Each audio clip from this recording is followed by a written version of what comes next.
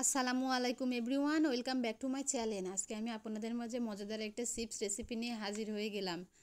এটা আলু চিপসও না, এটা অন্য কোনো চিপসও না, একটা সবজি দিয়ে মজাদার একটা চিপস আপনাদের মাঝে শেয়ার করব। আজকে আমি কাঁচকলা দিয়ে আপনাদের মাঝে চিপস রেসিপিটা শেয়ার করব। হাতে মাত্র 10 মিনিট টাইম থাকলে ঝটপট রেসিপিটা তৈরি করতে পারবেন। তো কথা না বাড়িয়ে মূল রেসিপিতে চলে যাই।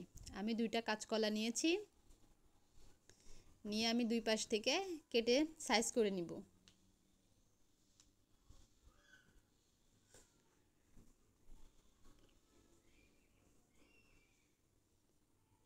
এবার আমি চারপাশ থেকে কেটে আমি পরিষ্কার করে চুচাটা ছিলে নেব।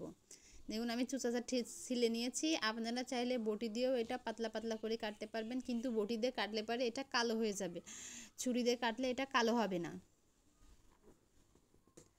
তো আমি চিকন চিকন করে কেটে নেব। আমি কিভাবে কাটছি আপনারা দেখতে পাচ্ছেন।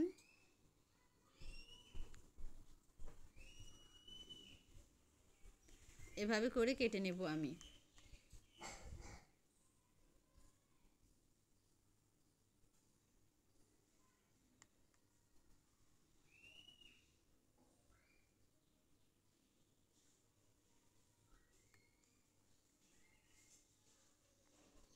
এভাবে সবগুলা কেটে নেব। দেখুন আমি সুন্দর করে কেটে নিয়েছি। আমার একটা কলার স্লাইস একটু কালো হয় নাই। এবার আমি একটা মিশ্রণ মাখিয়ে করে নিব। আপনারা চাইলে ওভাবেই যেভাবে কলাটা আছে সেভাবে আপনারা চিপস ভাজতে পারেন। আর আমি একটু কালারিংয়ের জন্য এটা করব। একটু 2 চামচ মতো সরিষার তেল, পরিমাণ মতো লবণ আর হালকা একটু হলুদ দিয়ে আমি মিশ্রণটা তৈরি করে নিব। দেখুন আমার মিশ্রণটা তৈরি হয়ে গেছে। এখন এই মিশ্রণ আমি কলার উপরে দিয়ে দিব।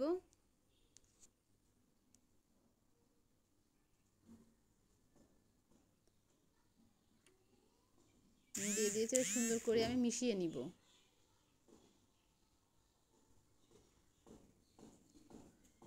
আপনারা চাইলে লবণ হলুদের মিশ্রণটা না দিলেও পারবেন, অমন সাদাভাবেই চিপসটা ভাজতে পারবেন। আমি একটু কালারিংয়ের জন্য মিশ্রণটা দিয়ে সুন্দর করে মাখিয়ে নিয়েছি। দেখুন কত সুন্দর কালার আসছে।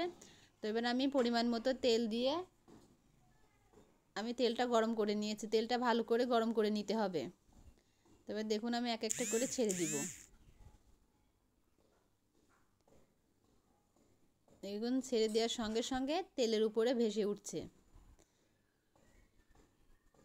এটা ভাজতেও টাইম লাগবে না, 2 মিনিট লাগবে ভাজতে। ঝটপট চিপসটা ভাজা হয়ে যাবে। হাতে মাত্র 10 মিনিট টাইম থাকলে ঝটপট সকাল বিকালে চিপসটা আপনারা ভেজে নিতে পারবেন।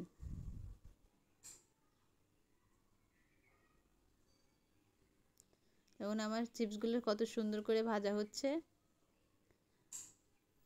তো আমার চিপসগুলো প্রায় ভাজা হয়ে গেছে। এবার আমি তেল ঝরিয়ে উঠাই নেব।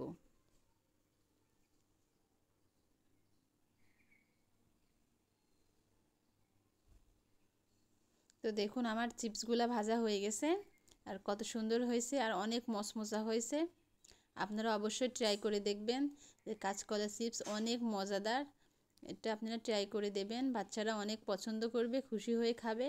তো আমার রেসিপিটা ভালো লাগলে আমার পাশে থাকবেন, সাপোর্ট করবেন।